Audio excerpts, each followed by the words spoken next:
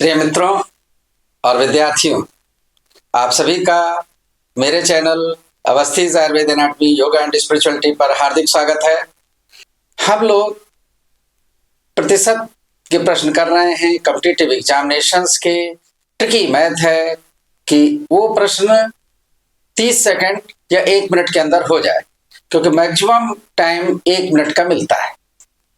तो हम लोग को ऐसे प्रश्न भी आते हैं कि जो इसमें जैसे दिया है कि घन है, क्यूब है, जैसे एक बॉक्स जो डिब्बा होता है वो घन की तरह होता है, और बेलन, सिलेंडर, तो इनमें आयतन पता करते हैं। आयतन का मतलब होता है वॉल्यूम। तो उसमें 3 डायमेंशंस हो जाती हैं। तो जब त्रिविमीय हो जाता है तब सूत्र क्या होते हैं आयतन के लिए, तो उस सूत्र को मैं समझा रहा हूं। तो देखिए, आयतन वॉल्यूम त्रिविमीय है, 3 डायमेंशनल है, का गुणनफल होगा। तो उनका गुणनफल होगा।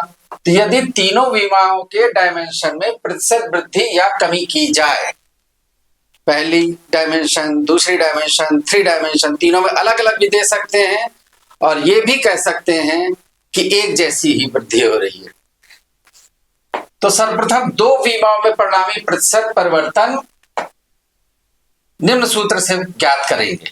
तो जो सूत्र पहले लगा रहे थे क्षेत्रफल के लिए, वर्ग के लिए, आयतन के लिए, त्रिकोण के लिए, इन सब के लिए, तो वही सूत्र लग रहा है। 2 विमाओं में परिणामी, जहां 2 विमाओं में परिणामी प्रतिशत परिवर्तन है, तो पहला प्रतिशत प्लस दूसरा प्रतिशत प्लस पहला प्रतिशत गुणे दूसरा प्रतिशत बटे 100। ये जो पहला दूसरा है वो है डायमेंशन की लंबाई चौड़ाई।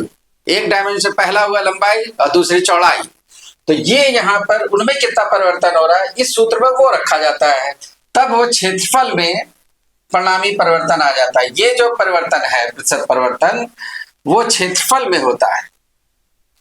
तो अब इसके बाद तीसरी विमा ले रहे हैं, तीनों विमाओं में अर्थात आयतन में परिवर्तन। ये जो परिवर्तन था,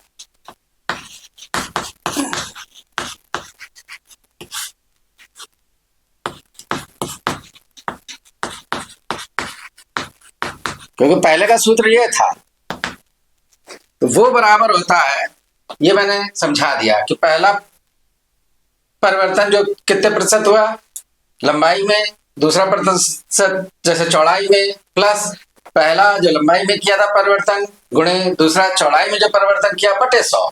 तो ये क्षेत्रफल में 2 डायमेंशंस में हमको पता चल जाता है इस प्रकार। और तीसरी अब डायमेंशन में पता करना है। तो देखिए, 2 विमाओं 2 डायमेंशन के क्षेत्रफल को हमने एक बार सूत्र लगाकर ज्ञात कर लिया। तो की सहायता से जो क्षेत्रफल के लिए सूत्र लगाने के बाद परिणामी परिवर्तन मिला, वो सूत्र लगाने के बाद जो परिणामी परिवर्तन मिला, उसका प्रयोग हम फिर से उसी सूत्र में करते हैं। तो जो वो सूत्र है, तो पहले के स्थान पर जहां पर उसमें लिखा पहला प्रतिशत, तो उसके स्थान पर अब ये जो परिणामी परिवर्तन आया वो रखते हैं, और जहां वहां उस सूत्र में लिखा दूसरा, उसकी जगह पे तीसरा रखते हैं, और सूत्र फिर से लगा देते हैं। तो देखिए, आयतन में परिवर्तन, वॉल्यूम में परिवर्तन का सूत्र अब बन जाता है, पहला और दूसरा मिलाकर आया परिणामी, जो पहला सूत्र लगा के रिजल्ट आया था, परिणामी परिवर्तन आया था, वो प्लस तीसरा परिवर्तन जो प्रश्न में दिया है, प्लस पहला एवं दूसरा मिलाकर आया परिवर्तन, परिणामी प्रतिशत इन ब्रैकेट गुणे तीसरा प्रतिशत जो प्रश्न में दिया है बटे 100। ये सूत्र हो जाता है। तो फिर से मैं बता देता हूं।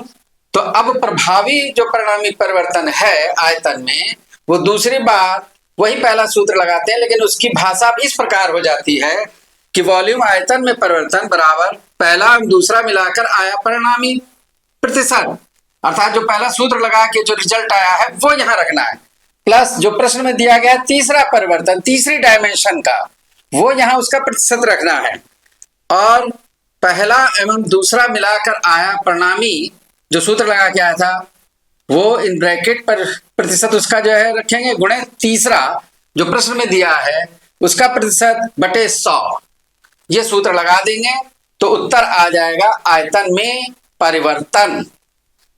तो इस प्रकार मैंने इस सूत्र को आपको सरल भाषा में सिखाया। अब इसके ऊपर आधारित प्रश्न हम लोग करेंगे। Thank you.